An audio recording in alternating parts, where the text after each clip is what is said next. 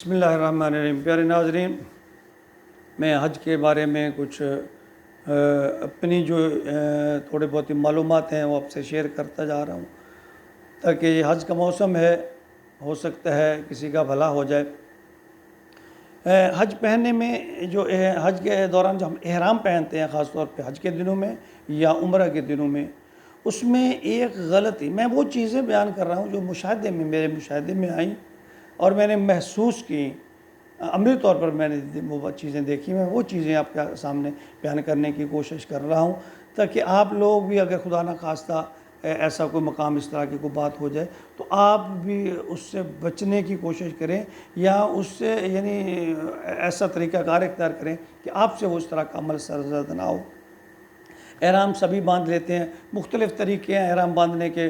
कोई तहमत के तौर पर बांधता है, कुछ उसको दोहरा करके बांधता है, जिस तरह भी बांधे। मेरा इससे तहमत बांधना है, टखने नंगे होने चाहिए।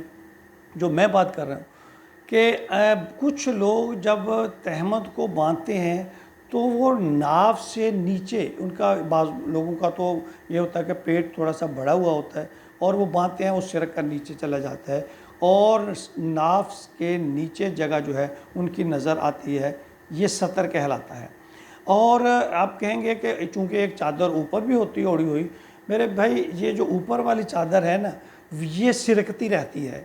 किसी का कंधा लग गया, गिर गई, वैसे सिरक गई, चलते चलते आदमी की हरकत से उस साइड सिरक कर नीचे हो गई, तो ये जो ऊपर वाली चादर है ये सिरक जाती है बाज़ औक़ात।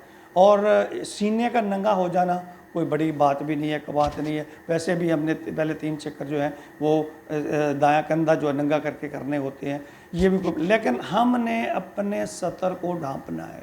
अगर हमारी चादर जो हम नीचे वाली जो तहमत बांधा हुआ है वो अगर नाफ से नीचे सिरक गया तो गोया हमारा सतर खुल गया, और इसी सूरत में खुले सतर के साथ हम तवाफ़ कर रहे हैं, तो ये कतन मुनासिब नहीं है। इस बात को मलहूज़ खातिर रखें और जहन में रखिएगा। बाज़ लोग इस बारे में गौर नहीं करते, मैं ये नहीं कहता वो गलत करते हैं, गौर नहीं करते, इस तरफ तवज्जो नहीं होती, क्योंकि एक तो वहाँ लगन और मगन ऐसी होती है कि इंसान का जहन जो है इधर उधर जाता ही नहीं।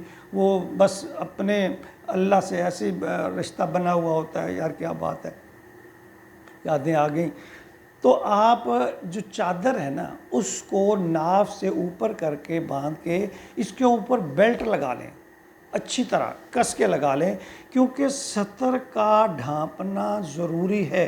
अगर आपका सतर नंगा हो जाता है तो आप समझते हैं कि आप कितना बड़ा हर्ज होगा। अब मैं ये नहीं फतवा दे सकता, देता नहीं कि भाई उसका वो उम्रा में कोई खलल आएगा या उसमें, लेकिन मेरे ख़्याल में ये बहुत बड़ी नाइंसाफ़ी है, बहुत बड़ा एक गुनाह समझता हूँ मैं तो इसको, कि एक आदमी का सतर खुल जाए।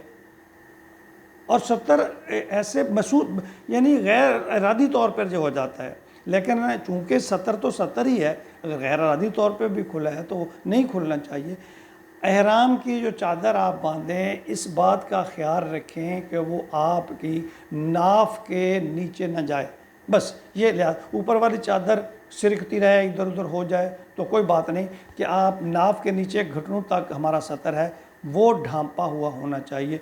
इस बहुत ख्याल करें। मैंने कुछ लोगों को, काफ़ी सारे बल्कि लोगों को मैंने इसे देखा कि उनकी चादर जो ये बंधी हुई थी तहमत, वो नाव से नीचे थी और उनकी नाफ और नाफ से नीचे तक जगह जो है वाज़े तौर पे नज़र आ रही थी।